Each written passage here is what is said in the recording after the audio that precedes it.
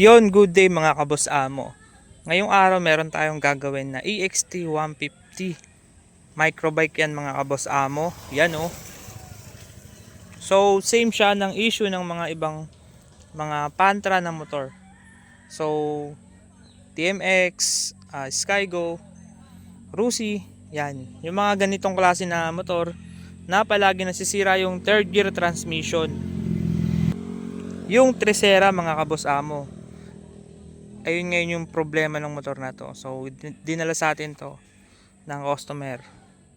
Ngayon ang gustong gawin ng customer ay papalitan ng third gear transmission. So mararamdaman nyo kasi yung granahin ng third gear na sobrang gaspang, lalo na kapag naka sidecar na siya. Kaya hindi na nakatiis yung customer, pinagawa na yung kanyang EXT. So kapag ganito kasi hindi mo mararamdaman yung issue niya kahit i-start ko siya. Start natin siya. Okay naman siya sa ano. Yan, smooth naman. Smooth naman siya. Kahit i-cambio mo siya. Yan. Ito yung third gear niya. Pag ganito, hindi mo siya mararamdaman eh.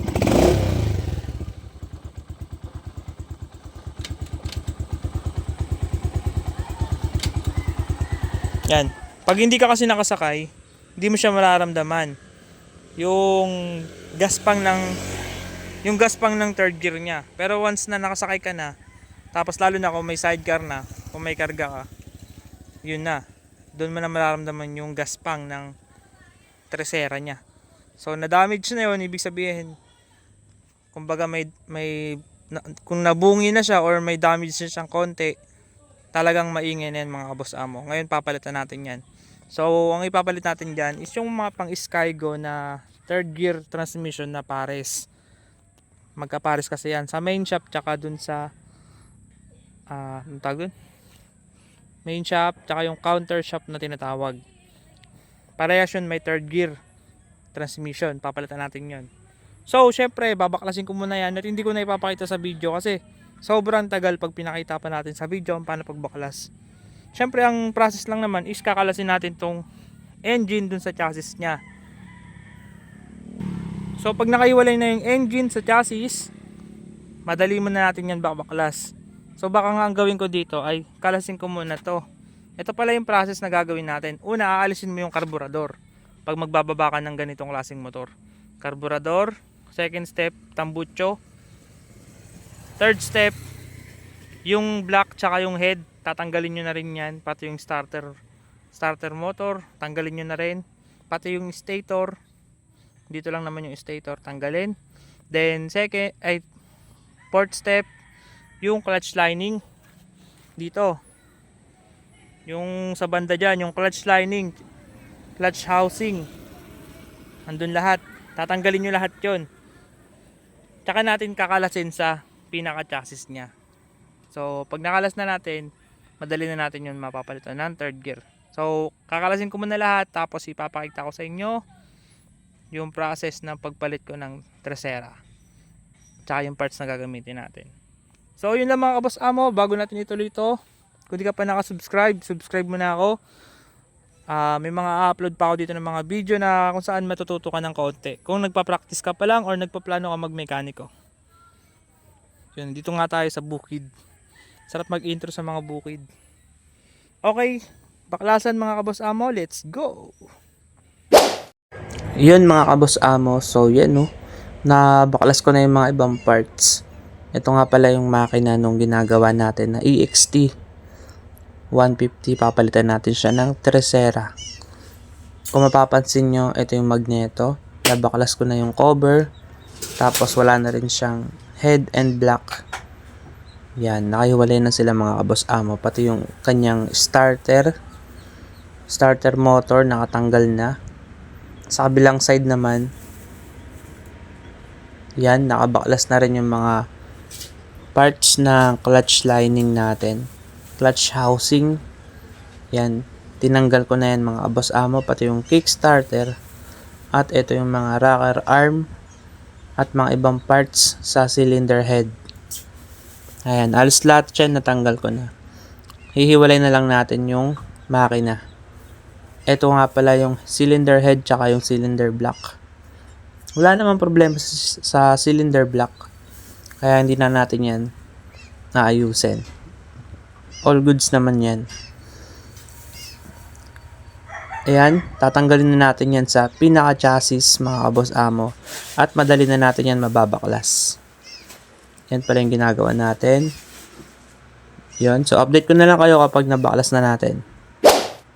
So yan mga kaboss amo, ito na po yung makina. So nabiyak na natin yan mga kaboss amo. Kung mapapansin nyo, wala na yung pinaka crankshaft natin dyan. Tinanggal na natin. At ito yung loob niya mga kaboss amo. Yan. Maganda yung makina na ito kasi malinis yung loob. So madalas siguro siya mag-change oil. And maganda kapag madalas ka mag-change oil. Hindi mo na pinapatagal. Maganda yung loob. Kung iba kasi talagang itim-itim na yan. At ito yung mga transmission niya mga kaboss amo. At confirm talaga na yan, may tama talaga yung trasera. Ayan, kung mapapansin yung mga kaboss amo, yan oh. Yan, grabe yung damage nung trasera natin. Yan, kapag ganyan na yung trasera nyo, wala na yan. Masyado na yung maingay or magaralgal kapag umaandar tayo. Pag nag third gear tayo. Yan kasi talaga yung madalas masira sa mga transmission. Ayan guys, so tignan nyo yung kapartner. Nadali na rin yung kapartner. So kailangan na natin agad palitan yan kasi baka madamay pa yung mga ibang transmission. Baka masira din. Yan, kaya kailangan natin siyang palitan talaga. Kasi guys, hahalo siya sa langis. So mabilis dudumi yung langis natin. Yan, kakalasin na natin itong mga kaboss amo. Hindi ko rin kabisado yung pagkalas nito. So pag hindi ako sure, magtatanong ako sa mga marurunong. Yan, isa-isahin ko lang to. Ibibideo ko lang siya para alam ko siya paano siya ibalik. Ganun lang yung diskarte.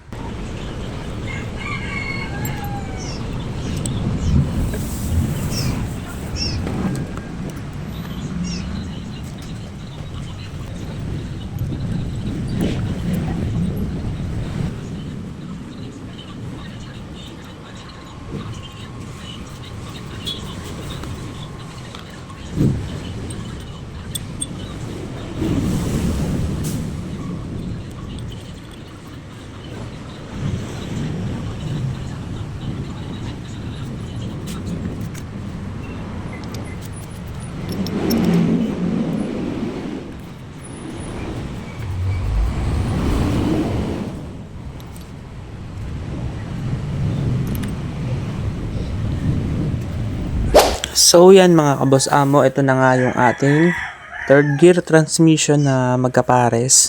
Grabe yung damage niya mga bossing oh, tignan nyo. Kasi yan, pag pinatagal pa natin yan, madadamage pa yung iba nating mga gear. Kaya kailangan talaga natin siyang gawin agad. Yan guys oh, mauubos yan. At yun na nga mga kaboss amo, buti nakabili tayo ng pang Skygo na third gear transmission. So magkapares po yan. Yun nga lang, iba yung mga ngipin, iba yung bilang yung nabili ko. Pero pares lang naman yan, pwede mo rin siya isalpak sa mga EXT. Basta pares sila nung kabitan ng sa may main shop, yung gitna. Yan. Tapos papacheck nyo rin syempre sa mekaniko kung papasok siya. Yan, tulad nyo sa akin is pwede naman siyang isalpak. Third gear din siya. Tapos iba nga lang yung ngipin. 20 tsaka 28. Yung luma ko ay 14 by 19. Yung size. Ayun, tsaka malalaki yung mga ngipin niya. Itong pinalit natin, medyo pino siya. Pero same ratio lang yan mga kaboss amo. Kaya huwag kayong mag-aalala. Ganun pa rin naman yung performance niyan. Wala kasi akong mahanap ng ganito yung ngipin. Kaya ito na lang yung binili natin. Pang Skygo. Yan o. Pwede na natin to isalpak mga kaboss amo. Para mabuo na natin agad yung motor na ginagawa natin. Yun guys, mura lang din pagkakabili ko dito. Tapos salpak na natin.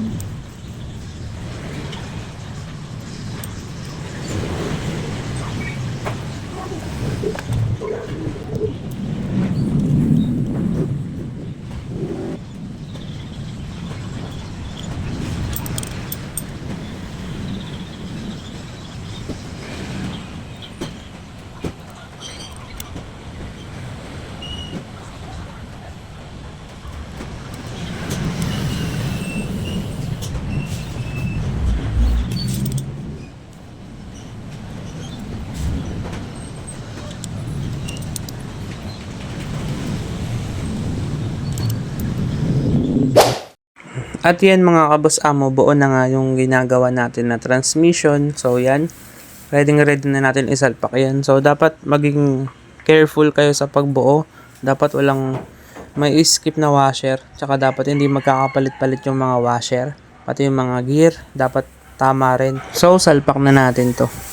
Yan mga kaboss amo, nakasalpak na yung mga transmission. So dapat smooth yung pag-ikot ng ating mga gear, lalo na kapag nagkakambyo tayo, doon natin siya check. Dapat lahat gumagana ng cambio, tapos lahat naiikot siya para wala maging problema. Pati yung mga washer guys, dapat yan, kompleto. Tsaka yung pre-wheel, dapat meron siya. So yan, papaandarin na natin siya ngayon. Lagyan muna natin siya ng langis. Huwag natin kakalimutan yan mga kaboss amo.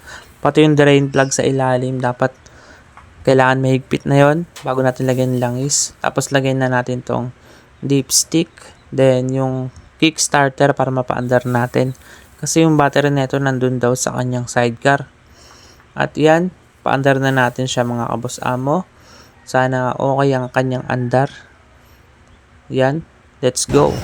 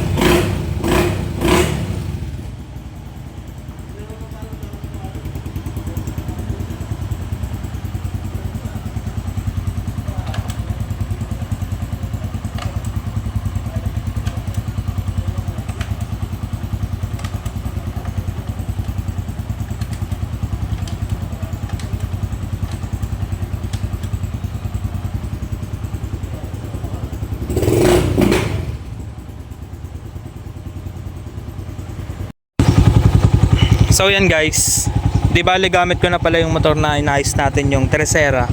So tinesting ko na siya dito mga boss. Yan, all goods naman. Wala na yung garalgal na andar niya kapag naka third gear. So ang hirap kasi niya i-video habang naka-drive kasi di-clutch kasi siya mga boss. Tas wala akong mounting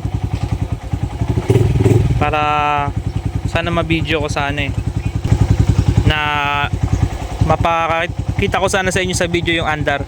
Pero to try ko pa rin kung kaya ko siyang i-video habang siguro nakarekta na siya sa may third gear habang umaandar. Pakita ko lang sa inyo na smooth yung tresera niya. Okay, so popost ko muna, i-play ko ulit to kapag naka third gear na ako.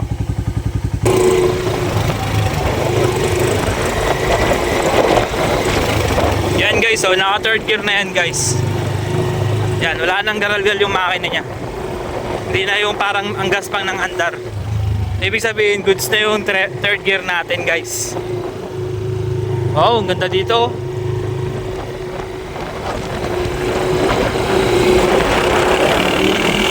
Yun, smooth na guys.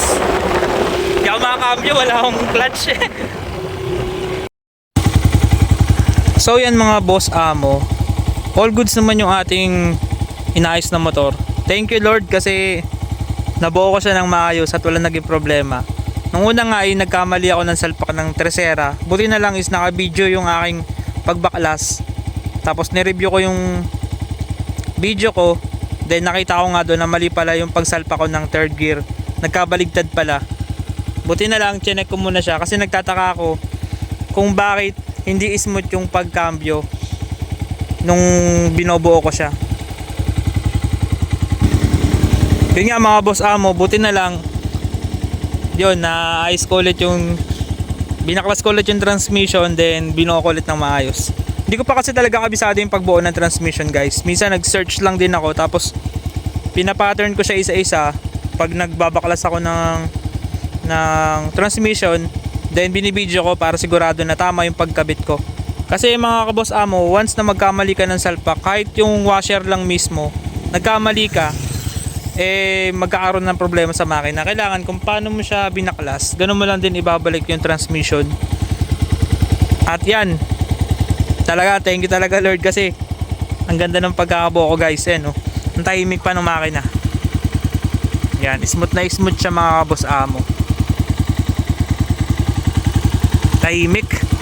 Tsaka smooth na yung third gear niya. Tinesting ko kanina. Yan, pwede nakuhanin to nung nagpagawa sa atin mga kaboss amo. Pero pa akong ginagawang isa, nahirapan nga ako dun eh. Baka sukuan ko na yung motor na yun eh. Pero hindi, nagawin natin yun mga kaboss amo. Bibidyo ko lang yun para alam nyo. So yun mga kaboss amo, dito ko na natatapusin yung vlog. Papakita ko sa inyo guys. Ayan, dito ko na lang tatapusin yung video natin mga kaboss amo. At see you sa next vlog natin. Huwag mo kalimutan mag-like, share, and subscribe. Yan, ganda dito guys. Peace!